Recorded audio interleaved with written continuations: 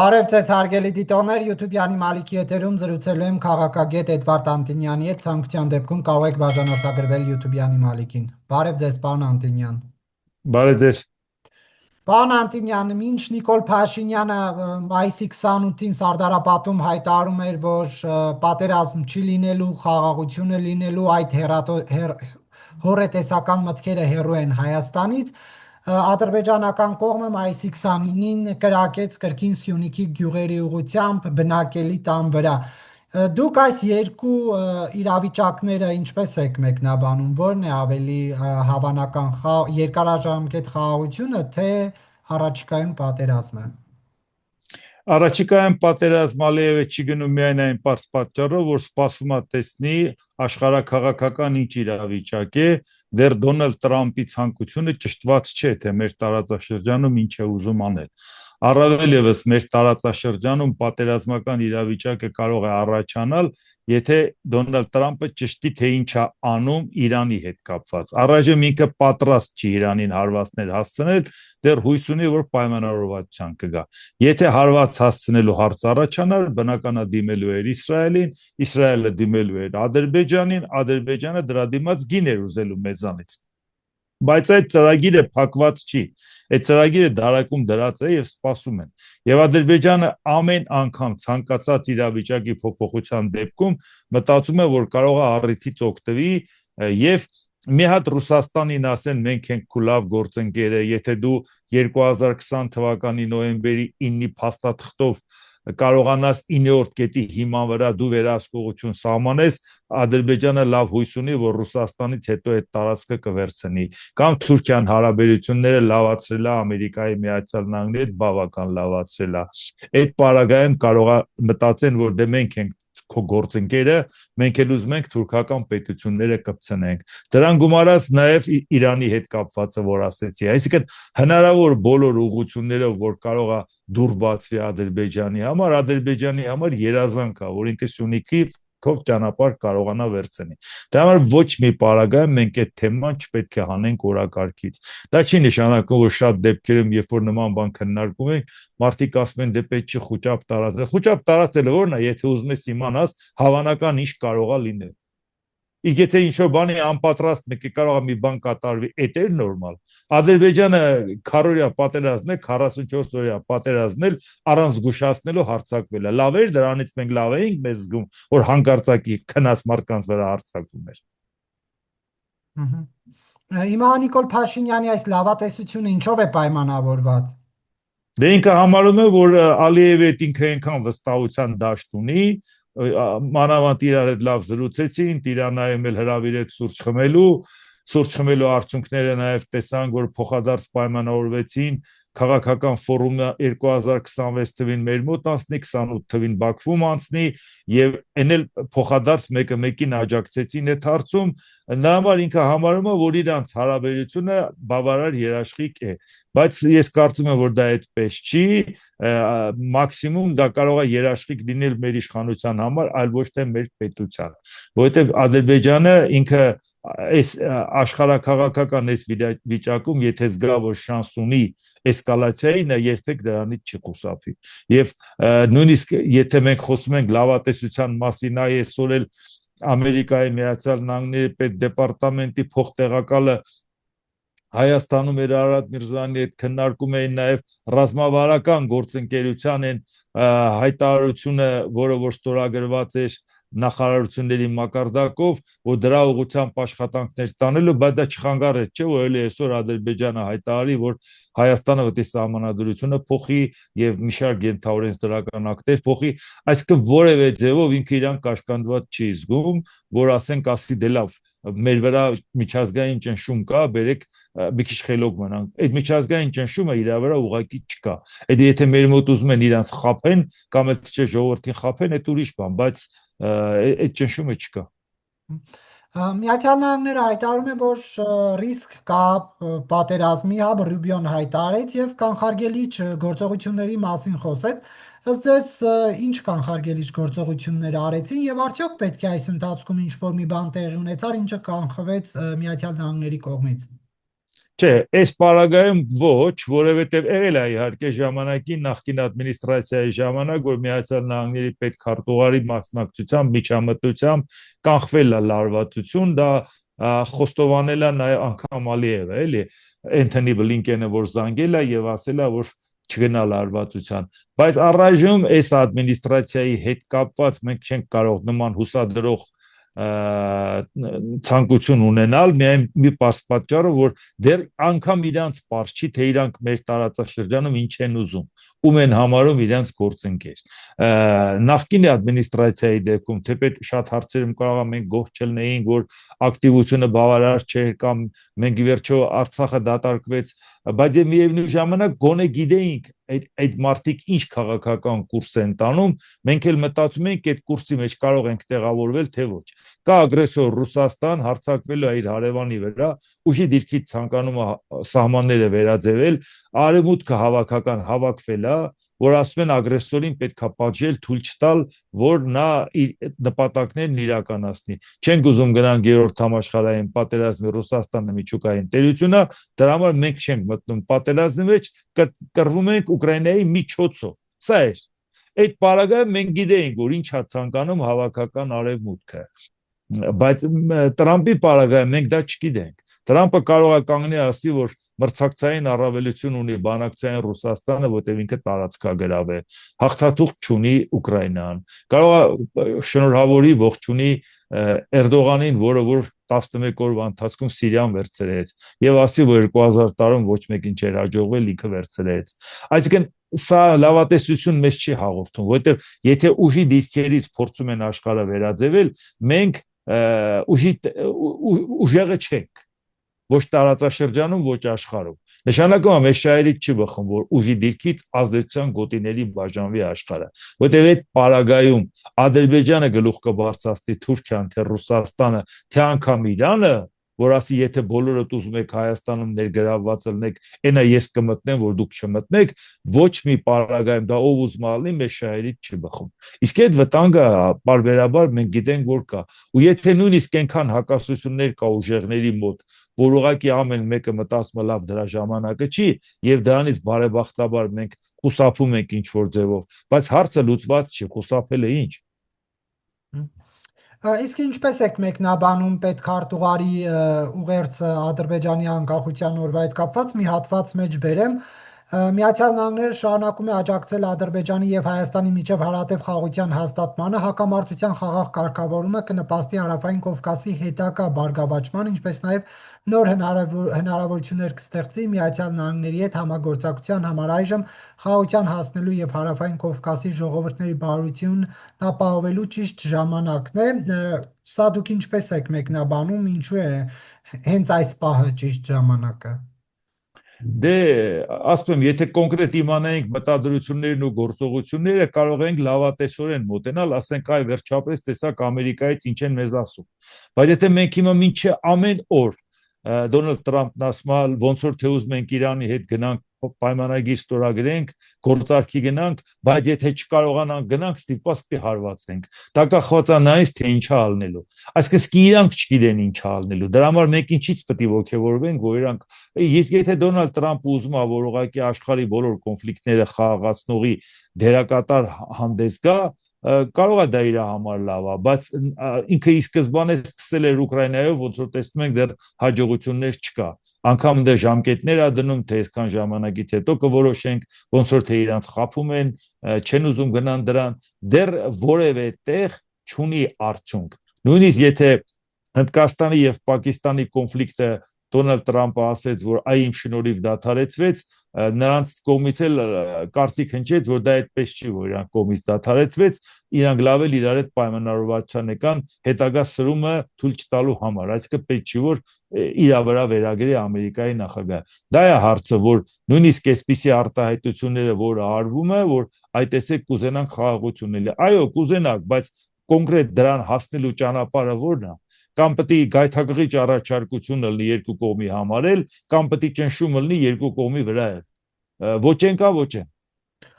Ինչով է պայմանավորված Միացյալ Նահանգների այս անհաղորդ դիրքավորումը տարածաշրջանի հարցում։ Տարածաշրջանի հարցում, որովհետև իր գործընկերային առումով ինքը պետք է մտածի, չէ, ով է իր գործընկերը։ Հիմա ինքը Թուրքիային համարում է գործընկեր, որը մեր համար հետ ցանկալի չի։ Իսկ Թուրքիան էլ փորձում է ամեն ինչ անել, որ բոլորի գործընկերը լինի։ Այսինքն ով ազդեցություն ունենա, ինքը նրա հետ լավը լինի։ Ինչը պակաս ձևով է ինքը Ռուսաստանի ժեստեր անում Ռուսաստանն է Թուրքիային, որ մենք միասին ճանապարհ գնանք, մեր բարեկամությունը, մեր երկարաժամկետ գործընկերությունը եւ այլ, հնորություն չի դա։ Նույն ձևի Եվրամիությանը չի ասում իսկական ժամանակն է կամ դառնամ Եվրամիության անդամ։ Չի ասում, որ եվրոպական անվտանգությունը առանց Թուրքիայի հնարավոր չի պատկերացնել։ Չի ասում Միացյալ Նահանգները ու իր գործընկերը այստեղ ինքն է։ Այսինքն այս պարագայում դեռ Միացյալ Նահանգները ինչ է ուզում։ Առաջի ժամկետի Տրամպը գիտեինք ինչ է ուզում։ Նա չէր ցանկանում Թուրքիան շատ մեծ ընդլայնի իր հնարավորությունները։ Իհարկե բոլոր նախագահներն են Ամերիկայի դրան դեմ եղել, բայց Տրամպը ընդգծված անգամ Սաուդյան Արաբիային ասում էր, որ պետք է ամեն ինչով քեզ օգնենք, դու էլ հոգևոր կենտրոնները մեքանո մեծինան քո մոտ, քո անվտանգությունը մենք կպահենք եւ այդ կհամագործակցենք, ինչ իմաստ ունի դու էլ ես սունի ուղղվածության բաններ Թուրքիան էլ, որ հանկարծ իրանք փորձեն լիդերություն ստանձնել սունիների մեջ։ Ինչ որ պետք է քեզ տիրություն կանեմ եւ իսկապես պայմանավորվածություն կար Սաուդյան Արաբիայի հետ։ Բայց հիմա մենք տեսնում ենք երկրորդ պաշտոնավարման ժամանակ Դոնալդ Տրամպը Սաուդյան Արաբիա գնաց, շատ լավ նորմալ տնտեսական գործարքների մասին խոսեցին, բայց չտեսանք, որ ի հաշիվ Թուրքիայի է։ Ընդհակառակը փորձեցին Սիրիայի նորընտիր ղեկավարին, եթե կարելի է նորընտիր համարել, այսինքն նոր ղեկավարն է, դեռ ընտրվածի մասին չի խոսքը, բայց ասիկը գիտեն, որ այնտեղ ազդեցություն ունի Թուրքիան, այնտեղից կապվում էին Թուրքիայի հետ եւ քննարկում էին, թե ինչ պետք է անեն Սիրիայի ղեկավարության հետ, այսինքն Թուրքիայի հովանու ներքո։ Այսինքն այս պարագայում Տրամպի քաղաքականությունը նույնիսկ Իրան իր հետ համեմատելը խնդիր է առաջի ժամկետի եւ երկրորդի մեջ։ Դա է հարցը, որ մեր տարածաշրջանում ցանկացած բայի իրավիճակ կփոխվի։ Շատ անկանխատեսելի է իր քայլերը։ Պարոն Անտինյան, իսկ Ֆրանսիան ինչ դիրքավորում ունի, պարզ է Ֆրանսիայի դիրքավորումը, որովհետև արտգործնախարարը բազմաթիվ ուշագրավ հայտարարություններ արեց Երևանյան այցի ընթացքում։ Ֆրանսիայի հարցը այսպես է, նախ մեզ համար բարեկամ պետություն է, այդ շատ հարմար է, որովհետև եթե իրենք շահեր ունեն, բայց նաև կա վստահության դաշտը, շատ կարևոր է։ Ֆրանսիայի պարագայում ավելի քան այդ վստահության դաշտը կա։ Եվ դրան գումարած, որ Ֆրանսիան շատ ակտիվ է նաև նոր աշխարհակարգի պարագայում։ Այսինքն ինքը նաև օրակարգ թելադրող պետություն է։ Ինչպես տեսնում ենք, որ Եվրոպան չկոտրվեց, երբ որ Դոնալդ Տրամպը ասեց, որ Եվրոպայի ձեռք քաշենք, Եվրոպայի անվտանգությունով չենք զբաղվի, կամ Ուկրաինային չենք օգնի, այդ ժամանակ իրանք պինդ կանգնեցին թիկունքին Ուկրաինայի, բայց ամենամեծ դերակատարությունը հենց ստանձնեց Ֆրանսիան։ Հետագայում իհարկե դրան միացավ Մեծ Բրիտանիայի վարչապետ Կիր Սթարմերը, չնայած ադմինիստրացիան իրանց փոխվեց, լեյբորիստները եկան պահպանողականներից հետո, բայց շատ կոշտ ձևով իրանք գիծը առաջ տարան նախկինների, թեպետ շատ հարցերում տնտեսական քաղաքականության ներքին քննադատում էին, այլապես ժողովուրդը նրանց չէր ընտրի, բայց ինքն էլ շատ ամբողջ կանգնած է համաեվրոպական ծրագրի եւ Ուկրաինայի թիկունքին, եւ դրան գումարվեց նաեւ Գերմանիայի կանցլերը, որը նորընտիր կանցլերը էլի նորից այդ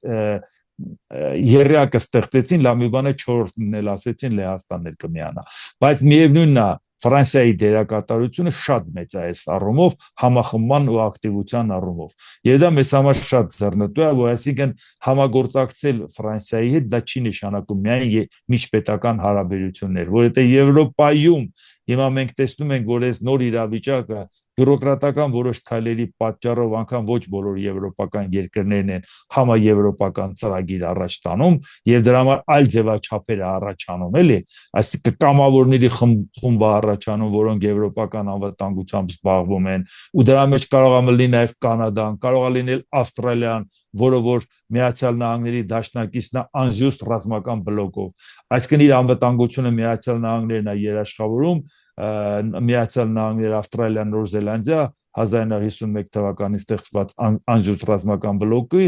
բայց ինքը ասում է, եթե Ամերիկան հետ քաշվի Ուկրաինայից, մենք պատրաստ ենք ամեն ինչով աջակցել Ուկրաինային։ Այսինքն նույնիսկ եվրոպական ֆորմատ չի անվտանգության։ Շատերը որ ասում են Եվրամիությունը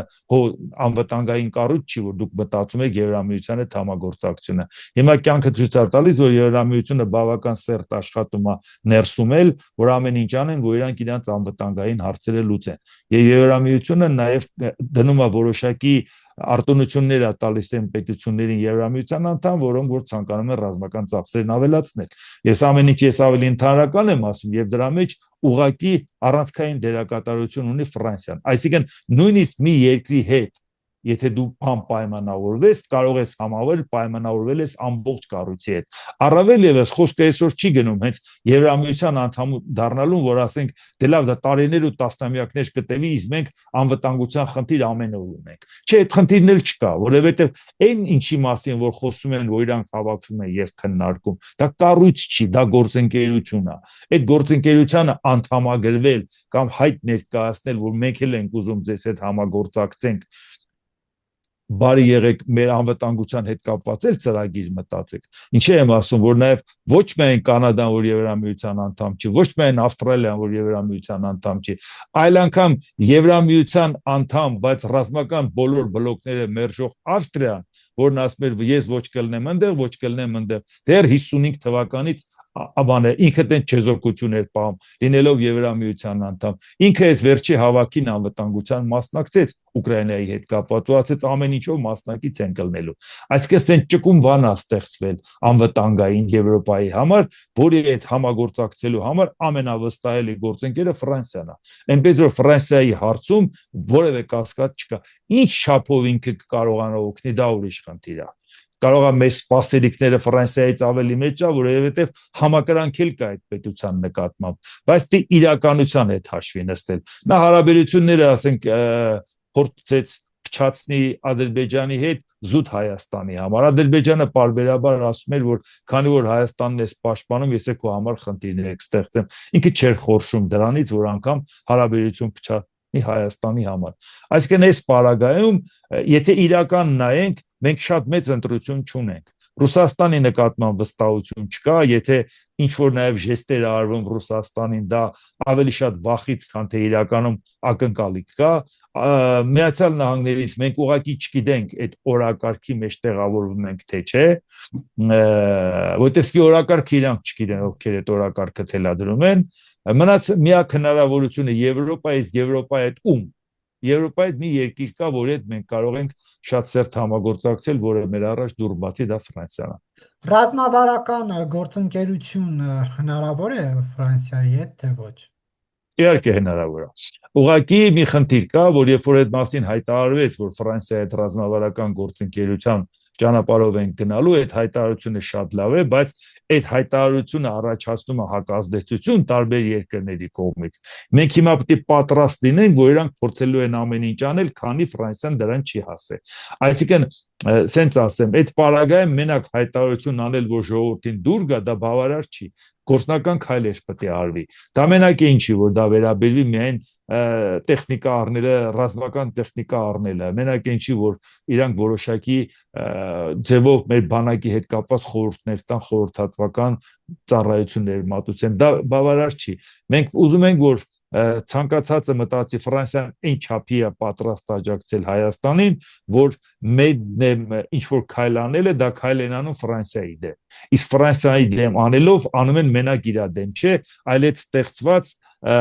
ասեցի, որ այդ ճկուն դաշինք չասենք, որտեղ դաշինք չկա, այդ ճկուն համագործակցության դեմ է արվում, որտեղ նրանք բավական ակտիվ են։ Մի պահ ասենք նաև բացի այն, որ Լեհաստանը որպես Ռուսաստանի գծով իրանք շատ կարևոր էր, որ այդ երրակին միանա, բայց իրանք պակաս չեն կարևորում նաև Իտալիայի վարչապետին Ջորջ Մելոնին, որը որ նաև շատ լավ հարաբերություններ ունի Միացյալ Նահանգների հետ եւ կամուրջ է հանդիսանում այդ եվրոպական երկրների եւ Միացյալ Նահանգների հարցում, բայց ոչ մի պարագայում ինքը չի ասել ես գնամ իմ հարցերը Ամերիկայի հետ լուծեմ, դուք եք ձեր հարցերը լուծեք, չէ, ինքը միշտ անում է, որ այդ վստահությունը դա տարածի եվրոպական անվտանգության համար ծառայեցնի եւ դա էլ շատ կարեւոր է։ Այսինքն այս հարցում մենք կոնկրետ քայլեր ունենք անելու։ Անկեղծ ասած մենք ուրիշ մտամուրիշ քայլ ունենք, որ մեզ համար շատ վտանգավոր է Իրանի հետ ռազմավարական գործընկերությունը, որը անգամ Իրանի կողմից առաջարկվեց է, որովհետեւ մենք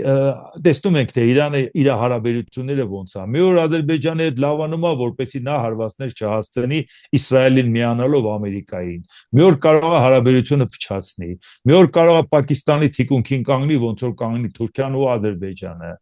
Պակիստանի վարչապետը գա, ասի եկեք իրար հետ հանդիպենք, մեր հարցերը ճշտենք։ Մենք ինչա, մենք խնդիր չունենք Իրանի հետ, բայց մենք խնդիր կարող է ունենանք, եթե Իրանը ուրիշների հետ խնդիր ունենա, այդ խնդիրը տարածվի մեր վրա։ Բացի դրանից, Իրանին դուր չի գալիս, որ արտատարածաշրջանային որևէ երկիր Հայաստանի անվտանգությամբ զբաղվի։ Ասպա դե ես ասում եմ, որ դեր անվտանգությունը մեր համար կարմիր գիծ է, կարևոր է։ Հա ասում ես, բայց մենք վստահում ենք։ Էդ էլ մենք պետք է մտածենք, չէ՞։ Իրանը ում չէր ասում, որ Համասին չէր ասում, հիմա ուր է վիճակները նայեք, Հեզբոլլահին չէր ասում, Հութիներին չէր ասում։ Պետություններ պետության մեջ այդ բոլոր զինված խմբավորումները, որոնց աջակցում է Իրանը։ Եվ դվորի պատճառով սեկտոր Գազան էլ չէր կայանում որպես պետություն, չնայած ինքնուրույն պետություն չէր, Պաղեստինի մեջ էր, նրա անկախությունն էլ ճանաչված չէր, անգամ գոնե ինքնավարության կարգավիճակով, ըստ ինչ էր կատարվում, որ Համասը ինչ էր բերել սեկտոր Գազայի գլխին, ինչ էր բերել Հեզբոլլահ Լիբանանի գլխին, ինչ վիճակ էր Սիրիայում, ինչ վիճակ էր Եմենում։ Այսինքն մենք այդքան հիացած չենք, էլի, որ Իրանը հանկարծ ասի դուք խնդրեմ չունեք, ես ձեր անվտանգությունը կպահեմ, ոնց է պահելու։ Թուրքիային ու Ադրբեջանին պատերազմը հայտարարելու, իհարկե ոչ։ Հայաստան զորքա մտցնելու, Հայաստան որ զորք մտցրեց, հետո մենք իրան ոնց ենք ստեից անելու։ Պետք է ասի քանի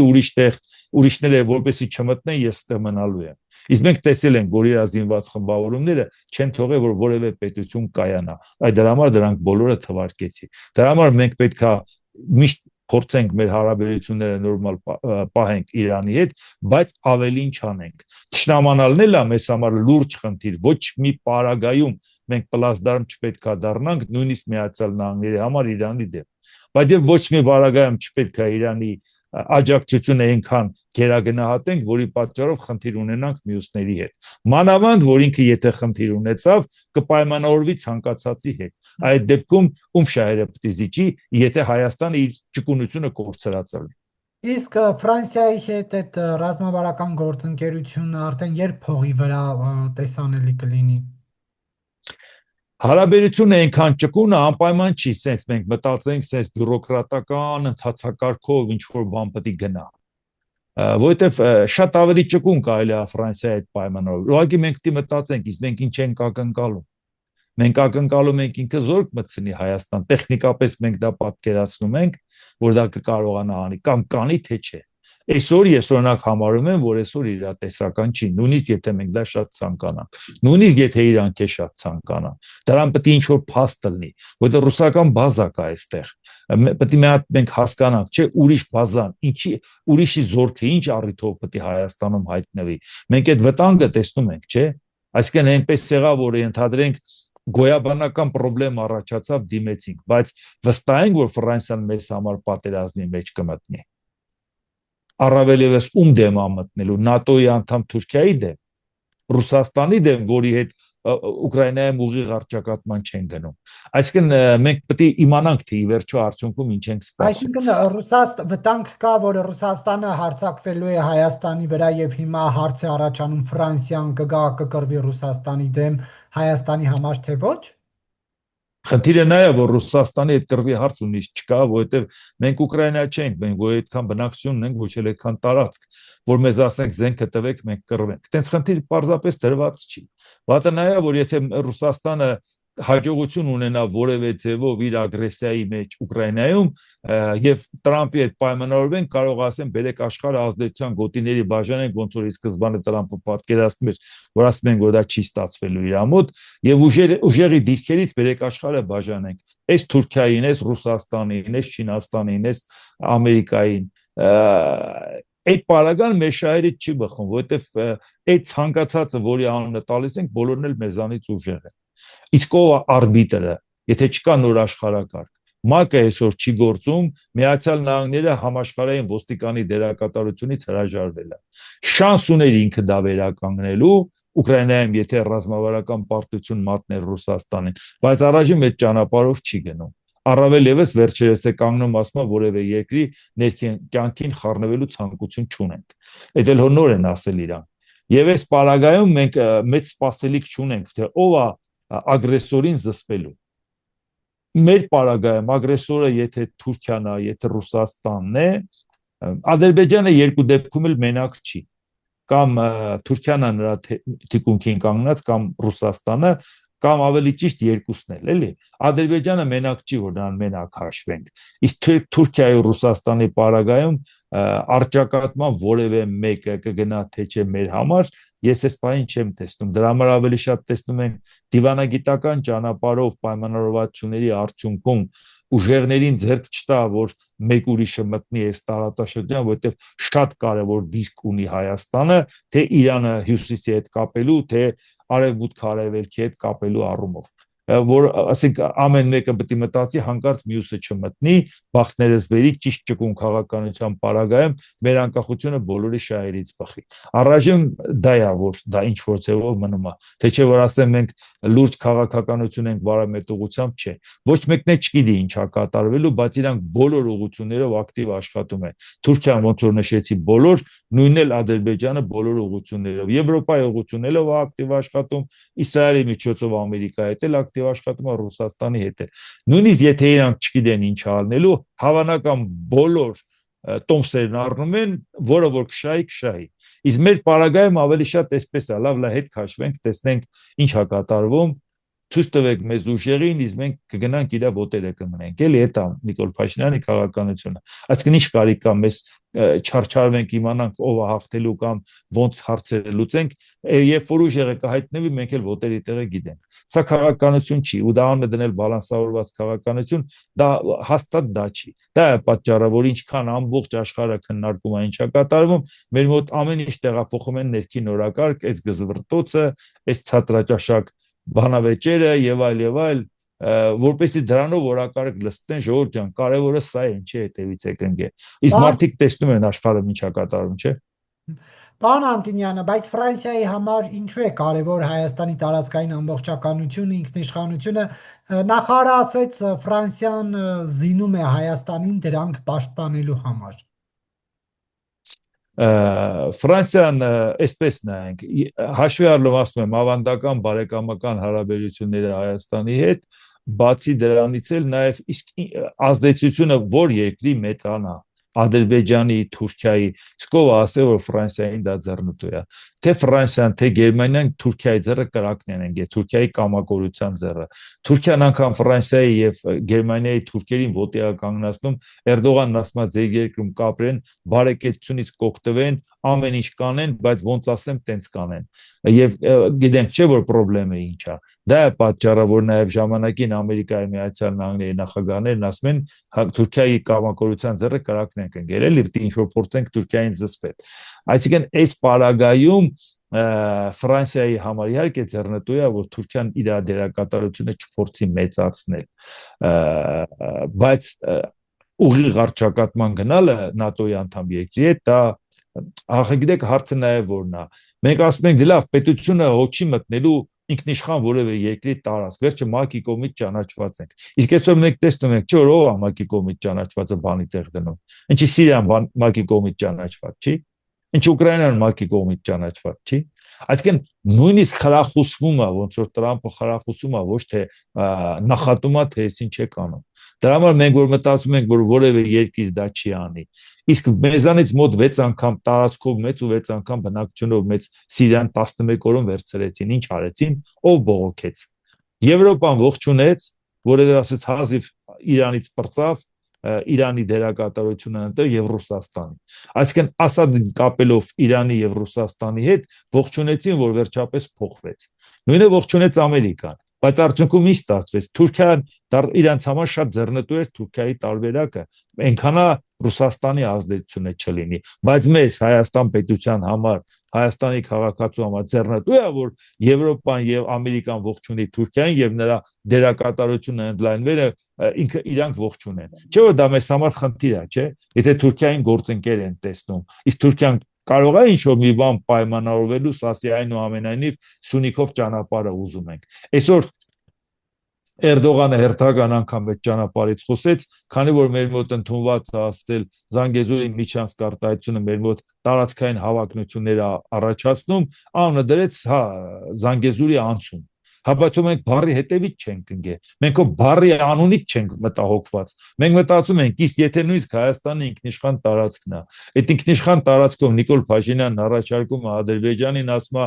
եկեք անցեք, անխոչնդոտ անցեք, սկաներներով կստուգենք, սկի բերը չենք կանգնացնի։ Եկեք անցեք Ադրբեջանը չի համաձայնում, բայց չի համաձայնում։ Նման գայթակղիչ առաջարկություն ինչի է մերժում, որտեղ իրան բավարար չի համարում միջազգային երաշխիքներով այդ ճանապարհից ինքը օգտվի։ Ինքը ուզում է այդ ճանապարհը առիթ օգտագործի ճանապարհը վերցնի։ Եվ այսօր Թուրքիան հերթական անգամ նորից Էրդողանն ասում էր, շատ լավ է, որ խաղաղության կգնան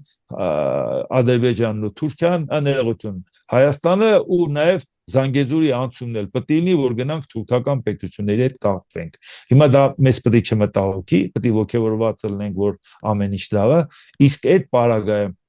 խնդիր է, որովհետև Թուրքիան ավելի նաև հզոր բանակ ունի անգամ Ֆրանսիայի համեմատ։ Առավել է չեն խոսում դրա մասին, որ Ֆրանսիան պետք է պատերազմի մեջ մտնի մեզ համար, կան միամիտ չենք։ Բայց լուրջ խնդիրներ կա պայմանավորվածության, որպեսզի դա զսպող գործոն լինի։ Էսա։ Պարոն Անտինյան, քննարկվում է եւ տեղի ունենալու ավելի ճիշտ հունիսի 2-ին Գորիսում ֆրանսիական հյուպատոսության բացումը, նախ ներկայությունը Ֆրանսիայի այնտեղ դուք ինչպես եք մեկնաբանում։ Միայն դրական, դա լրացուցիչ ազդեցության խնդիր է, մանավանդ այդ ռազմավարական ռեգիոնի համար մեզ համար շատ կարևոր։ Իդեպ ասեմ, մենք Ռուսաստանին էլ նորմալ կհամարեինք, եթե իրանք կարևորեին գնային բացեին։ Բայց Ռուսաստանը որտեղ ներկայանում է ուզում օկուպացնի։ Ինչի համար Ռուսաստանի հարցը առաջացավ։ Չմոռանանք, որ ի սկզբանե Հայաստանն էր առաջարկում, որ Ռուսաստանը հյուպատոսական ծառայություն բացի։ Բայց Ռուսաստանը երբ որ սկսեց Սյունիքի նկատմամբ իր հավակնությունները 2020 թվականի նոյեմբերի 9-ի փաստաթղթի 9-րդ կետը պնդելը, որ ես պետք է վերահսկողություն սահմանեմ, եթե դուք դա չանեք, խնդիրներ կառաջանա եւ այլ, մենք ակնհայտորեն հասկացանք, որ իր նպատակն է առիթը օգտագործի այդ ճանապարհը իր վերահսկողության տակ վերցնի։ Այդ հյուպատոսությունները ծառայեցնելու այն նպատակով։ Դա համար անմիջապես հիշում եք, ասում ենք, բանդեղ ինչ ռուս ապրող ունես, որ մի հատ է հյուպատոսական ծառայություն ես բացում, ում համար ես բացում։ Դա ինչից առաջացավ, որովհետև Ռուսաստանը միտեղ մի հատ ռուսական գրքի տուն բացի, ուզում է գնա այդ տարածքը գրավի,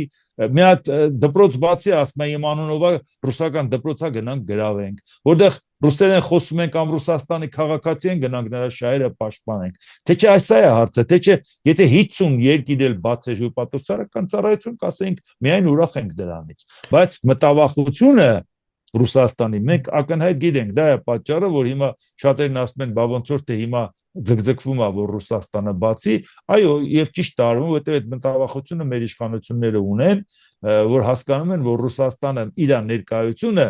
լրիվ ուրիշ ձևի է ցանկանում ցույց տա, որ ես դե ներկայացված եմ։ Իսկ Ֆրանսիայի պարագայում դա է միանշանակ ողջունելի է եւ մեզ համար շատ օգտակար։ Բայց Լավրովը շատ վստահ էր պնդում, որ առաջիկա օրերին բացվելու է Կապանում հյուպատոսարան։ Լավրովը վստահ պնդում էր մինչև ստերի հանդիպումը։ Դրանից հետո ուղղակի ասեց, որ քննարկումներ են գնում, որովհետև ինքը չհասավ ստեղ հանդիպումներով իր ուզածի։ Իհարկե դրա հետ կապված ոչ ինքը պարզաբանեց, ոչ էլ Հայաստանի իշխանությունները, բայց այնուամենայնիվ Լավրովը մերժվեց այդ հարցում, որ հյուպատոսական ծառայություն բացի։ Իհարկե կփորձեն առիթն օգտագործել ճնշումներ գործադրել, որպեսզի Հայաստանը այնուամենայնիվ համաձայնվի դրան, բայց այս պահին իրանց ամեն դեպքում դա չհաջողվեց։ Բայց իսկապես ռիսկեր կան հյուպատոսարանի բացմամբ տարածքներ զավթելուն, դա ինչքանով է հավանական։ Մի հյուպատոսարանը ինչպես պետք է կարողանա տարածք զավթել։ Չէ, Ռուսաստանի պարագայում հյուպատոսարանը ընդհանրապես մի հատ գրասենյակ է, ինչ պետք է անի, բայց Ռուսաստանի պարագայում ինքը ցանկացած բան իրան նա համարում։ Ռուսաստանը երբ որ կանգնում է առաջի դեմքի մակարդակով ասում այնտեղ, որտեղ ռուսերեն խոսում են, դա մեր հայրենիքն է։ Ավելի աբսուրդ բան պատկերացնում եք։ Այսինքն եթե միտեղ հայեր են խոսում են, դա մեր հայրենիքն է։ Մեր հայրենակիցները, որ գնացել են Լոս Անջելես, շատ շատերը իսկ անգլերեն չեն էլ խոսում։ Ինչ անենք, ասենք մեր հայրենիքն է, կարանք դնենք առանձնացնենք։ Այսինքն, այս այդ պետությունն է։ Իր մտածելակերպը, իր մոտեցումը դա է, որ դրա համար ցանկացած տեղ, որ ինքը ոտեն տեղ դրեց, ուզում է այդ տարածքը վերցնի։ Դրա համար պետք է մարդիկ սկզբունքորեն Ռուսաստանի հետ կապված այդ վտանգը տեսնում են։ Այո, որ նա պետք է սահմանին չկանգնի, այո, նա պետք է զվարթնոտ օդանավակայանում չլինի։ Մենք այսօր մեր անվտանգության հարցը չենք լուծել, բայց մենք 102-րդ բազան, որը գտնվում է Հայաստանում, մենք ոչ թե համարում ենք, որ դա մեր անվտանգության երաշխավորն է, այլ ասում ենք մեր անվտանգության համար սպառնալիք է, ուղղակի չգիտենք երբ մեր դեմ կօգտագործի։ Սա է վերաբերմունքը։ Հիմա այդ անվստահությունը մի օրում չի ստեղծվել, երկու օրում չի ստեղծվել։ Այդ անվստահությունը քանի օրինակի արդյունքում է ստեղծվել։ Պարոն Անտինյան, դուք որ նշում եք Սյունիքում ռուսներ չկան, հյուպատոսարանը ինչի են ուզում բացել, բայց նաև ֆրանսիացիներ չկան ընդհանրապես, չէ՞։ Բա Գորիսում ինչու է բացվում։ Որովհետև Ֆրանսիայինը որ բացվում ենք ուզում ենք որ բացվի, Ռուսաստանին չենք ուզում, մեզ պատճառ է պետք։ Տարբերությունը դա է։ Ինչ ազդեցություն կունենա այդ կառույցը ֆրանսիական Սյունիքում, հատկապես որ իր կարգավիճակը իջեցվեց, հա, եթե պետք է բացվեր հյուպատոսարան, ապա բացվում է Ֆրանսիայի պատվո հյուպատոսի գրասենյակ։ Դե իհարկե դա իր կարգավիճակով ավելի զիջող տարբերակ է, մենք համար ավելի կարևոր է զուտ ուղղակի Ֆրանսիայի ներկայացվածությունը, դա է կարևոր, որովհետև մենք շատ ավելին ենք սպասում այդ պետության հետ գործընկերությունից, համագործակցությունից։ Նույնիսկ եթե կարգավիճակը հյուպատոսություն էլ լիներ, մենք ավելի շատ նրա ներկայացվածությունն ենք կարևորում, էլի ոչ թե ասենք զուտ շենքը կամ քանի հոգի աշխատող կունենա։ Մեզ համար ցանկացած ներկայությունը Ֆրանսիայի դա ընդունելի է։ Եվ հատկապես հաշվի առնելով այն սպասելիքները, որ մենք ունենք այդ պետության հետ կապված, առավել եւս եվրոպական անվտանգության հետ կապված, Հայաստանի եվրոպական ընտանիքի հետ անդամակցության։ Իհարկե Հայաստանի իշխանություններն ասել են, որ իրանք այդ ուղղությամբ ոչ օրակարգ ունեն, ոչ էլ դիմում են գրել, ոչ էլ բանակցություններ են վարում, բայց դա իրանց ասածն է, իրանց իշխանության, բայց մեր հասարակությունը միանգամայն այլ ձևի է այդ ամեն ինչին արձագանքում, մեր հասարակությունը այդ ուղղությամբ շատ ավելի մեծ սպասելիքներ ունի ու առարկայական քայլեր արվի։ Պարզապես այս գրասենյակը ոչ քաղաքական գործառույթ է ունենալու, ոչ անձեռնմխելիություն։ Զուտ ներկայացվածության հարց է, սա ավելի շատ բարոյական աջակցության խնդիր է, դա ոչ ռազմական է, ոչ էլ անգամ դիվանագիտական է, բարոյական աջակցության խնդիր է, որպես մեզ համար կարևոր գործընկեր պետություն։ Դեռ 2023 թվականին ֆրանսիական Ֆիգարոն գրեց, որ Փարիզը այս որոշումը կայացրել է, որովհետև Ֆրանսիան ցանկանում է կանխել Ադրբեջանի հարձակումը Հայաստանի վրա, արդյոք այս գրասենյակը նման ֆունկցիա կարողանալու է կատարել։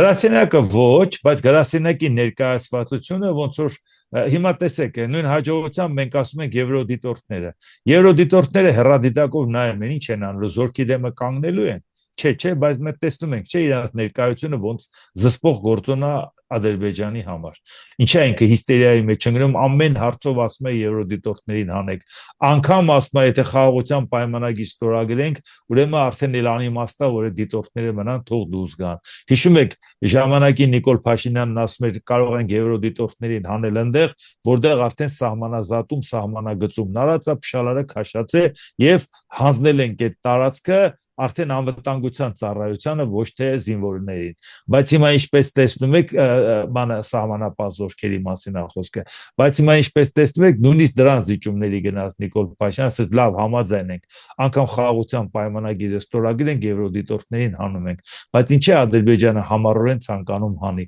որ չի ցանկանում, որ իր ագրեսիան նկատելի լինի։ Այնպես որ եթե նրանք եվրոդիտորդներին նայում ենք, նրանք էլ հոզինված չեն, բայց զսպում են, չէ՞։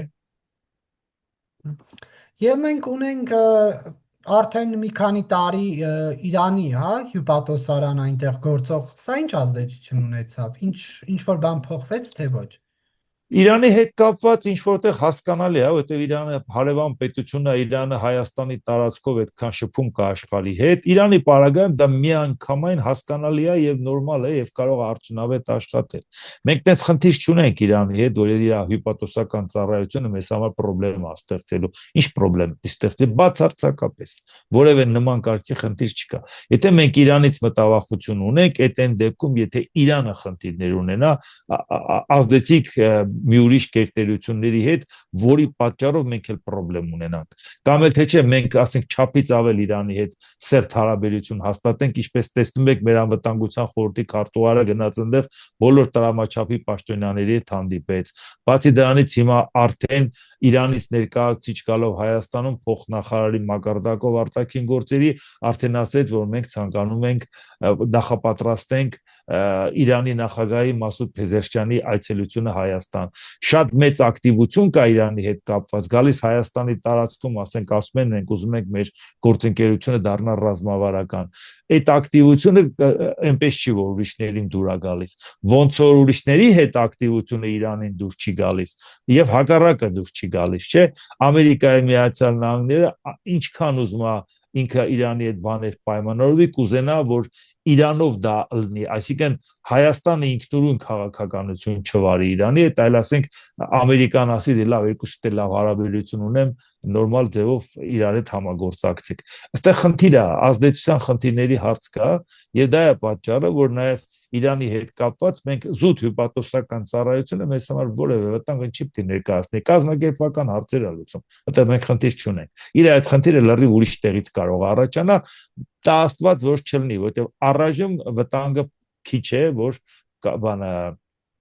Իրանին Ամերիկան հարվածի։ Իսկ այդ պարագայում ավելի մեծ վնաս մենք կկրենք, քան անգամ Միացյալ Նահանգները, քան Իրանը։ Որովհետև պատկերացեք փախստականներ կարող է Հայաստան լցվեն, որ բոլոր պատերազմների ժամանակ դա լինում է հարևան երկիր են լցվում, իսկ մեր հարևանը հյուսիսային Ատրպատականը դա էթնիկ ադրբեջանցիներ են, որոնց մեծ սիրահոժար կերպով Թուրքիան ու Ադրբեջանը փողերը կտան, ասեն լցվեք Հայաստան։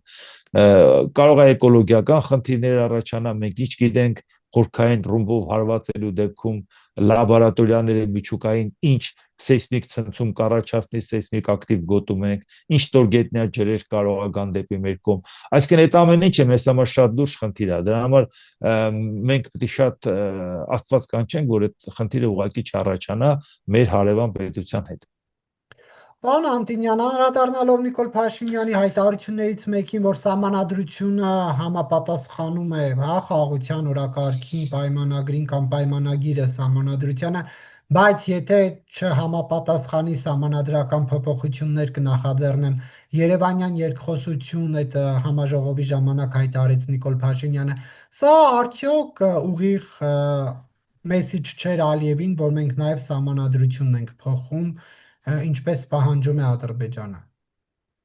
Ինչ որ ժամանակ Նիկոլ Փաշինյանը ստիպված եղավ խոստովանի, որ այո, սահմանադրությունը ցանկանում է փոխել Ադրբեջանի պահանջով։ Իհարկե այնպես չի, որ սա առաջի անգամ է, հիշում եք ամենասկզբից հանրային ռադիոյում, որ գնաց ասեց, ճանապարհով ոնց որ մենք կարմիր զգեստով գնում ենք, երկու կողմերը ցլերն են, մեր վրա կհարձակվեն, պետք է սահմանադրության նախաբանը հանենք, պահանջատիրությունը այլապես կհարձակվեն։ Հետո տեսա, որ հասարակության մեջ ինչպիսի աղմուկ բարձրացավ, ասեց, չէ, սահմանադրությունը մեր ներքին օրակարգն է, մենք ավելի շուտ էլ ենք ցանկանում փոխենք եւ այլն։ Այդ բոլորը պատմություն է անցել։ Բայց վերջերս նորից սկսեց ասել, որ սահմանադրությունը պետք է լինի ռեգիոնալ տրամաբանությամբ։ Ինչ է նշանակում սահմանադրությունը ռեգիոնալ տրամաբանությամբ, այդպես է ես չեմ հասկանում։ Ինչի սահմանադրության հետ ռեգիոնալը ո՞րն է։ Այսինքն եթե վաղը մենք հարաբերություն ենք հաստատում Եվրամիության հետ, սահմանադրությունը փոխելու ենք, Ամերիկայի հետ սահմանադրությունը փոխելու ենք, այսինքն լուրջ չի դա, ուղղակի ուզեցավ ցույց տա, որ այդ ռեգիոնալ տրամաբանությունն ասածը նախաբանը պատրաստ ենք հանել, բայց եւ միևնույն ժամանակ մեզ փորձում է ամեն ձևով համոզել, որ գիտեք սահմանադրական դատարանն ասել է, որ դա պահանջատիրություն չի նախատեսում մեր սահմանադրական նախաբան։ ասում ենք լավ, մեզ մի համոզի, համարենք մենք համոզվել ենք, շատ համոզիչ ասել ես։ Ադրբեջանին համոզի, իր հետ էս խաղաղության պայմանագիր ստորագրում, բանա չի համաձայնվում։ Նա համառորեն պնդում է, ասում է ոչ, պետք է անպայման սահմանադրությունը փոխես։ Եվ այդ ընթացքում նա անընդհատ Հայաստանին մեղադրելու համար է անում։ Նա էլ է հասկանում, որ այդ սահմանադրությունով առիթ չի տալու հարձակվեն իր վրա։ Բայց նա դրանով ամբողջ աշխարհը ում հետ խոսում, ասում է Հայաստանը զինվում է, Հայաստանը պահանջատիրություն իր սահմանադրությունից դիտավորյալ չի հանում, ինքը հոլավ գիտի, որ սահմանադրությունը հանրաքվեով ալնելու։ Հանրաքվեն իշխանությունները մեր ասել են կանեն 27 թվականին։ Եթե նույնիսկ փոխեն, համարենք 27-ին չեն անում, առաջ են գցում 26-ին, բայց դա համար տեորենք փոխեն, որովհետև մեր այսօրվա օրենսդրությամբ հանրաքվեն չի կարելի անել համապետական ընտրության հետ միասին, այսինքն 26 թվին անելու համար օրենք պետք է փոխվի։ Այսօրվա օրենքով հնարավոր չի դա։ Համարենք լավ, դա էլ արեցի։ Ի վերջո դնում ես հանրաքվե եւ ժողովուրդը չի ընդունում, ինչ են անելու։ Ալիևը նշանակում է ասի դուք պատերազմ եք ուզում։ Այդ դրա համար չեք համաձայնում։ Հիմա Նիկոլ Փաշինյանն ինչ է ուզում։ Ալիև այդ պայմանավորվի 2026-ին ընտրվի, ասի ժողովուրդը ինձ մանդատ է տվել, ես այս խաղաղության օրակարգը անեմ, եթե հանկարծ այդ նույն ժողովուրդը սահմանադրությունը փոխելուն չհամաձայնվի, ուրեմն մեղավորը ժողովուրդն է։ Ինքը ոնց ասեց ազգային ժողովի բարձր ամբիոնից։ Ասեց հա ես կարայի զիջեմ այդ հողերը, բայց ով ինձ կթողեր որ անեմ առանց պատերազմ։ Դե պետք է պատերազմը լեր, այս նույն արդյունքը կունենայինք առանց զոհերի։ Ինքը դա պարզ ասել է, որ եթե այսինքն Ալիևի հետ պայմանավորված է, եթե մեր ժողովուրդը չընդունի, ուրեմն ինքը Ալիևի հետ պատերազմ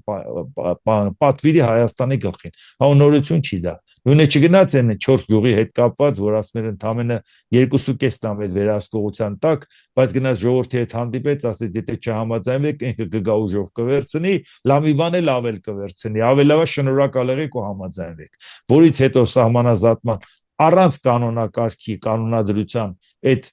գյուղերը հանձնելուց հետո դեցեր կանոնադրությունը այդքան ձգվեց հաստատելը, իսկ հիմա հաջորդ փուլին դեռ մենք մինչև հիմա չենք անցել։ Երբ հարցնես, ասում են դե քննարկումների փուլում ենք։ Քննարկում ենք հաջորդը որտեղից ալնելու, հաջորդը ինչ ժամկետներում ալնելու, որևէ պարտավորություն ժամկետների հետ կապված կա, ոչ մի բան չկա։ Քիչ առաջ արտգործնալ վերադառնալով էլի հյուպատոսարանի թեմաներին, քիչ առաջ արտգործնախարարությունը հայտարարություն է տարածել, որ Կապանում Ռուսաստանի գլխավոր հյուպատոսության բացման ուղղությամբ քննարկումները շարունակվում են, նոր զարգացումների դեպքում կտեղեկացնենք։ Սա ինչ է նշանակում, որ առաջիկայում, այսինքն չսպասենք մենք այս գործընթացին։ Այսինքն Հայաստանը ասելա չէ, Ռուսաստանը գնացել է որ մտածի դրա դեմ ինչ հակակայլ անի։ Հայաստանը հիմա սպասում է ինչ հակակայլ քանի որ դնի քշերքին էժանին տեսնի այնուամենայնիվ զիջի թե չէ։ Այսօրվա դրությամբ Լավրովը հետ է գնացել մերժված, բայց Լավրովը հետ գնալուց հետո ինչ քայլ կանեն, որին մերոնք չեն դիմադրի կամ կդիմադրեն։ Դա արդեն ժամանակը ցույց կտա։ Դրա համար եւ ռուսական կողմը եւ հայկական այդ լղոզված ասում են ընթացքի մեջ է, այդքան մի բան, որովհետեւ որոշակիություն չկա այդ պարզ պատճառով։ Ինչ սպասենք այդ դեպքում օրինակ Ռուսաստանից հաշվի առնելով իրենց մոտեցումները, իրենց գործիքակազմը հայտնի լինելով ինչ գործողությունների կգնան։ Ռուսաստանի գործողությունները Հայաստանի հետ կապված, ամեն դեպքում հիմա Ռուսաստանը շատ խնդիրներ ունի ուկրաինական պատերազմի հարցում, եւ Ռուսաստանն է դեռ պետք է հասկանա, ի վերջո այս նոր աշխարհակարգը ինչ տեսք է ունենում։ Նոր աշխարհակարգ Տրամպի հետ պայմանավորված ուժերների մեջ ազդեցության գոտիներ բաժանելը դա ուրիշ խնդիր է։ Այսինքն ինքը շատ հանգիստ կարող է ասի Վրաստանն ու Հայաստանն ինձ ում ենք բողոքելու։ Իսկ եթե համաձայնության չի գալիս Տրամպի հետ, Տրամպը ասում է պետք է ավելացնենք սանկցիաները ու ճնշենք, Ռուսաստանը հաստատ այդ ցանկությունը չի ունենա նորտեղ խնդրի մեջ մտնի, բայց էլի դա մեզ չի հանգստացնում ինչ պատճառով, որովհետև ինքը եթե առճակատման չի գնա որևէ հարցում Թուրքիայի ու Ադրբեջանի, բայց սկուտերի վրա տվեց Արցախը Ադրբեջանին համապատասխան ինչ որ բաներ ստանալու դիմաց։ Այնպես որ Ռուսաստանի հետ կապված վտանգը միշտ կա, առավել եւս ամենամեծ վտանգը, որ Հայաստանի ներսում կան ուժեր եւ որոշակի հասարակության որոշակի շերտ, որ նրանք ուղղակի Ռուսաստանը Հայաստանից շատ են սիրում։ Մեր խնդրեմը նա չէ, որ Հայաստանի շահերից ելնելով ասենք նստես դեմ դիմաց, ասի հարգելիս դու Հայաստանի շահերից ես բխում, որ ելնում, որ ասում ես մեր եվրոպական ընտանիքի անդամ լինելը ճիշտ է։ Ես էլ գտնում եմ, որ Ռուսաստանի հետ գործընկերությունն է ճիշտ Հայաստանի շահերից ելնելով։ Չէ, այդ մարդիկ ասում են Ռուսաստանն է մեր երկիրը, ժողովուրդ չեք հասկանում։ Մենք Ռուսաստանի հետ լինենք, Ռուսաստանի կազմում լինենք, երջանկացած ոգևորված, որ հեսա Ռուսաստանը Ուկրաինան կգրավի։ Ասում ես հարգելիս դու փոքր պետություն ես, ինչի ես ուրախանում, որ Ռուսաստանը մի հատ փոքր պետություն ուժի դիրքից գրավի։ Մեր Ռուսաստանում այսօր այդքան մարդ չկա, որը հիացած է ուկրաինական պատերազմով, ինչքան Հայաստանում կա մարդ, որոնք հիացած են, որ Ռուսաստանը հաղթի, դուք կտեսնեք ինչ է ալնելու դրանից։ Այս է խնդիրը։ Ռուսաստանը ամեն դեպքում համարում է, որ Հայաստանում պարարտ հող կա իր համար։ Իհարկե այդ հողը պակասել է, բավական պակասել է։ Հատկապես նաև ուկրաինական պատերազմն էլ իր դերակատարությունն ունեցավ, Արցախի հետ կապվածն էլ դերակատարություն ունեցավ, Հայաստանի տարածք մտնելն էլ, որ տեսանք Ռուսաստանը չպաշտպանեց, շատ բանա կուտակվե, բայց մեկը հասարակության մի շերտ կա, որ դեռ իրանք սենց համարում են, որ իրանց հայրենիքը Ռուսաստանն է, Ռուսաստանը սիրելով են ուզում Հայաստանը սիրեն։ Հայաստանում ծնված լինելով, զտայրուն հայ լինելով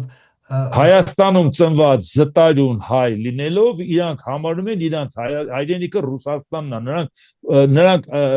այդ ձևի են մտածում։ Հիմա չես կարող այդ մարդկանց մեջ ճիշտ հանես։ Ուղղակի պետք է այդ կարգի մարդիկ որևէ քաղաքական ազդեցություն չունենան, այդ է դրա ճանապարհը։ Ոչ թե իշխանությունները նրանց հետ խաղեր տան, ասեն ավելի լավ է այս ընդդիմությունն լինի, ժողովրդին ասենք ժողովուրդ, եթե մենք չլենք, իրանք են լինելու։ Այսինքն նրանց վերակենդանացնեն։ Որտեւ հիմա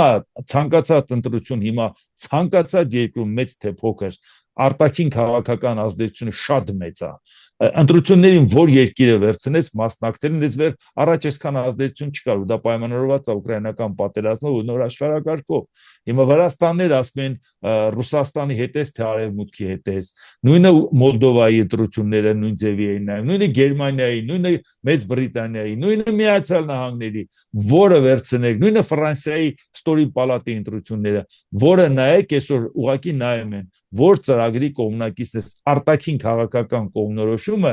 ներպետական օրակարգի մեջ ազդեցությունը շատ մեծ է։ Դրա համար այսօր կրակի հետ են խաղում մեր իշխանությունները, որ նորից ռուսամետ ուժերին sense փորձում են ամեն ինչով հետները պասերով խաղան, որ ժողովրդին նրանցով վախացնեն։ 21 թվականին արտաքին գործոնը մեծ ազդեցություն չուներ ընտրությունների վրա, 26 թվականին կարող է ունենա եւ դա վտանգավոր է։ Եվ ովքեր են այդ մարդիկ, որ Ռուսաստանն են համարում իրենց հայրենիքը։ Դա կան հետները, որ խոսեք կտեսնեն։ Նրանք տենչում են, թե երբ պետք է Ռուսաստանը Ուկրաինայում հաղթի ու շուռ գա Հայաստանի վրա։ Դե դա է, դե ինչ կարող ես ասել։ Նույնիսկ մարդիկ տենց ռացիոնալ բացատրություն էլ չունեն, թե ինչ են այդպես մտածում։ Չես կարող մարդուն ասես, կարող ես բացատրել ինչն է տենց սիրում։ Ինչի վրա է տենց հիացած։ Սերը ինչով է պայմանավորված։ Տեխնիկական խմողների վրա է տենց սիրահարված։ Ինչի վրա է սիրահարված։ Որ մի երկրում, որ մանգաս ազգի կեսը իր երեխուն չի դաստիարակում, որ կնգա այդ քնման հրա երեխուն է մեծացնում։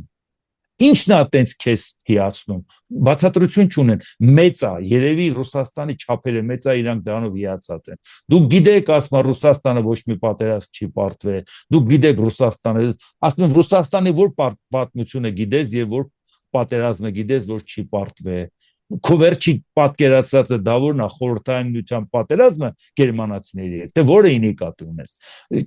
Բացատրելը անիմաստ բան է, ուղղակի այդ մարդկանց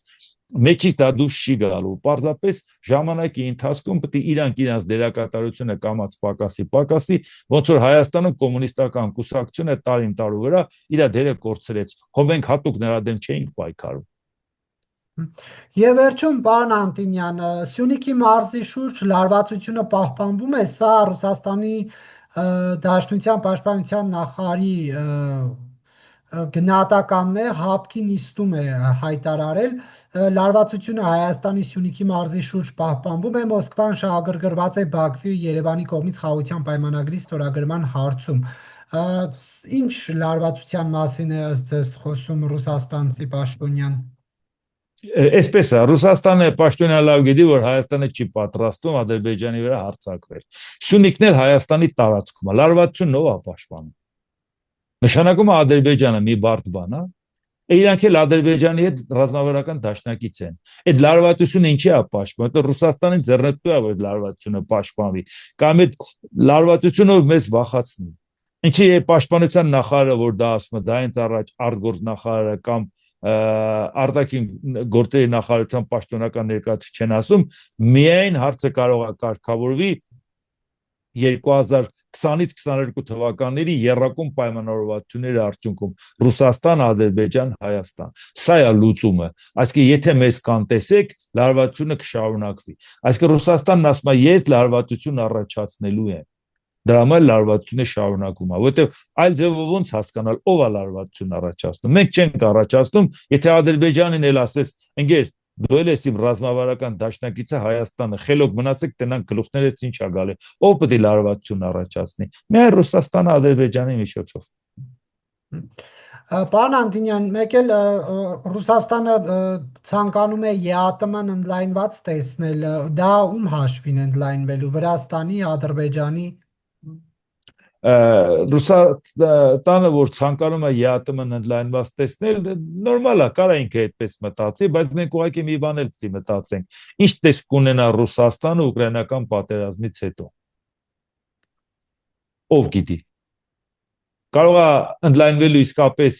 դաշտ առաջանա, կարող է ընդհանրապես ԵԱՏՄ-ն իր դերակատարությունը կորցնի, որովհետև ի վերջո Եվրոպան չի պատրաստվում սանկցիաներ անել Ռուսաստանի նկատմամբ։ Մենք ինչ գիտենք, թե ինչ կոշտացումներ կլինեն, եւ նաեւ Ամերիկայի Միացյալ Նահանգները այնուամենայնիվ պետք է իր քաղաքականությունը փոխի Ռուսաստանի նկատմամբ։ Մեկուսացման քաղաքականությունը օրիգինալ չի Տրամփը, ինքը առաջինը չի, որ այդ ճանապարհով գնացել է։ Բանակի գեներալ 34-րդ նախագահ Դուայթ Էյզենհաուերն էլ ասեց, որ պետք է մեկուսացման ճանապարհով գնանք, աշխարհի ազդեցության գոտիների բաժանենք, ու տենց մենք մեր դեր կանգնենք մյուսում, հետո իրանք վերանայ չէ ինքը դարձավ ամենաագրեսիվը այդ հարցում։ Ուրեմն ուզեմ ասեմ, մենք դրանով մի անգամ արդեն անցել ենք։ Եթե ազդեցության գոտին իրան արդարացած լիներ, հետո ոնց իրար մեջ պայքարի արդյունքում Ամերիկայի Միացյալ Նահանգները նորից դարձավ գերտերություն։ Ոնց դարձավ։ Որովհետև այդ մրցակցության պարագայում խորհրդային միությունը ասպարեզից դուրս եկավ։ Այսինքն հիմա դրա համար նոր ուժի գոտիների բաժանելը խնդիր է ալնելու, ոնց որ կրկնենք մի բան, որ ժամանակին արդեն տեսել ենք։ Դա է պատճառը, որ մենք հիմա որ մտածում ենք, թե Ռուսաստանի հետ կապված ինչ տեղի կունենա, նաև ԵԱՏՄ-ի հետ կապված թե լինի, որ դրա մասին էր խոսքը գնում, ԵԱՏՄ-ի հետ կապված ակտիվությունը նաև պայմանավորված է Ռուսաստանի դերակատարությամբ, կմեծանա թե կփոքրանա։ Իսկ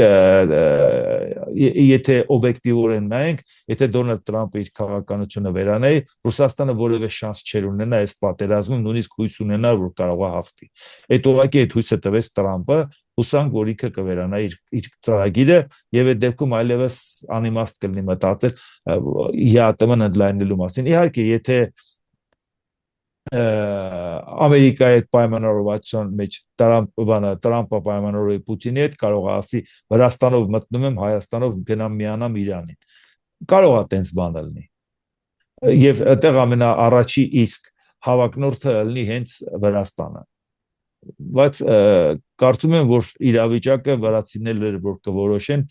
տասնամյակով իրանք պայքարել են, որ դեպի Եվրոպա գնան, էլի իրավիճակային շուրգան դեպի Ռուսաստան լուրջ չի, մանավանդ որ իրանք Հայաստանի վիճակում չեն, էլի իրանք գոնե ծովային, բայց սահման ունեն Եվրոպա։ Եվ ինչի մենակ ծովային, իրանք ցամաքային էլ ունեն։ Ինչ Թուրքիան եթե տեխնացու պետություն է Եվրամիության, բայց մաքսային միության անդամ է։ Իսկ իրանք Թուրքիայի ցամաքային սահմանով կարող են գնալ ամբողջ Եվրոպայի հետ հաղորդակցվել, բացի ծովային սահմանը։ Իր պարագայում աններելի է, որ իրանք Եվրոպայից կտրվեն դեպի Ռուսաստան գնան, բայց դա նաև կախված է թե աշխարհը ոնց են բաժանում։ Այդ դա է խնդիրը, այդ անորոշությունն է այդ խնդիրը։ Շնորհակալություն, պարոն Անտոնյան, հարցազրույցի համար։ Ես եմ շնորհակալ։